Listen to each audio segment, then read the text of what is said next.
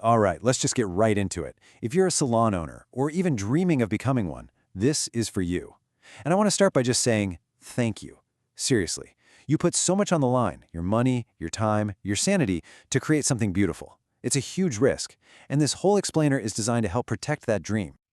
So, let's kick things off with a question that honestly keeps a lot of people up at night. Why do we see stylists who are absolute wizards with a pair of scissors open a salon and then just struggle? They've got the talent, they've got the loyal clients. So what is going on? What's the missing piece?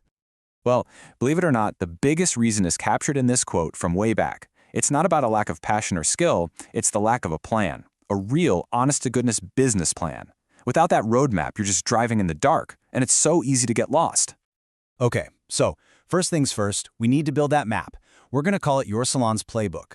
The whole idea here is to make your business so simple, so logical, that anyone you hire can pick it up and run with it, delivering that amazing experience you're known for. Now, stick with me on this one. I know, comparing your beautiful salon to McDonald's sounds a little weird, right?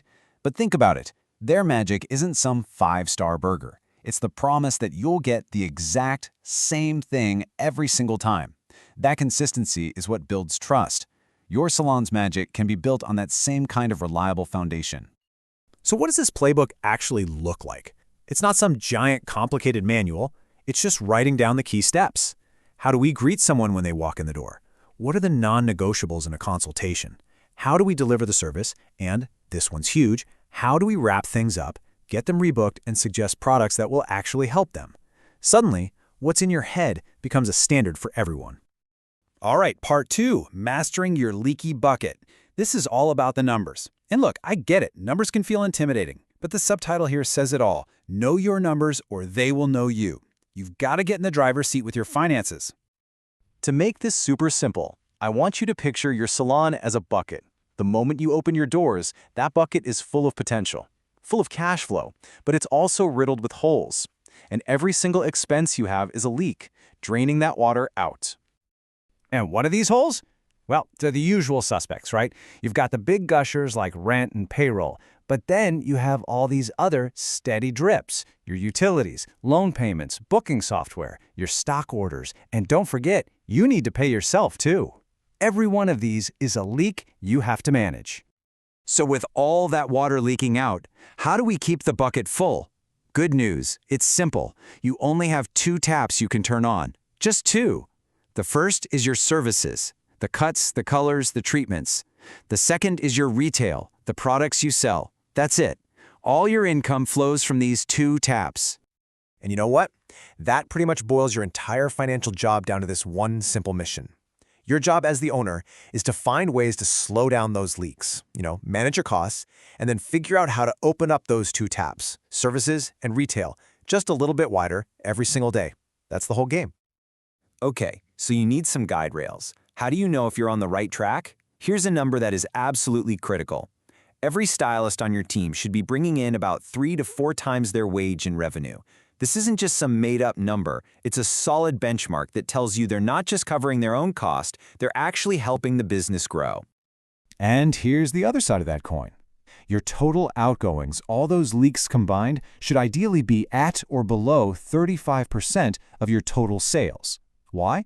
Because if you can hit that target, it means there's actually money left over after you pay the bills and the tax man. It gives you room to breathe, to invest, to actually enjoy the fruits of your labor. Okay, our third and final pillar, from stylist to leader. And let me tell you, this is often the toughest leap to make. Being a rockstar stylist requires one set of skills. Being a great leader, that's a whole different ballgame. You have to go from managing perfection in a haircut to managing people. So what does being a leader actually mean in a salon? It means setting the vision. It means making it crystal clear what a good job looks like for everyone. It means training your people to get there instead of just getting annoyed when they fall short. And it means using real data from your system to coach them, not just going off a gut feeling. Now, this all sounds good in theory, right? But let's look at a real-world example of how this stuff actually plays out. We're going to look at a case study of a really busy 3-story salon in Iran. They had tons of clients coming through the door, but they were barely making any money. This is where it all clicks.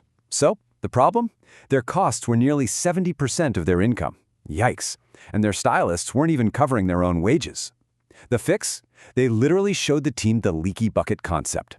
They set those clear 3 to 4 times wage targets, and they started coaching with data. And the result? Revenue per stylist shot up by 20%. And get this, it wasn't from pushy sales tactics. It was just because the team got better at their jobs and took better care of their clients.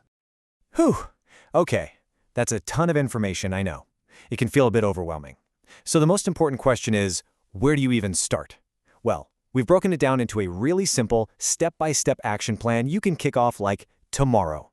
Just look at this. It's not about doing everything at once. It's a roadmap. Week 1, just focus on that guest journey. Get it on paper. Week 2, think about your hiring process. Week 3, get those targets up on a dashboard. Week 4, introduce one simple add-on. And by week 5, you're having those one-on-one coaching meetings with real numbers. It's all about small, consistent steps forward. So, as we wrap this up, if you take nothing else with you, please remember these 3 things. First, consistency will always be a chaos. Second, your cash flow gets so much healthier when you have clarity on the numbers. And third, your people will absolutely shine when you give them clear goals and the training to hit them. And that brings us to our final thought. It's a simple 4-step mantra for success. Plan it, know where you're going, write it, make it real, get it out of your head. Train it, give your team the tools they need, and track it, measure your progress. That is the blueprint. That's how you build a salon that doesn't just survive, but truly thrives.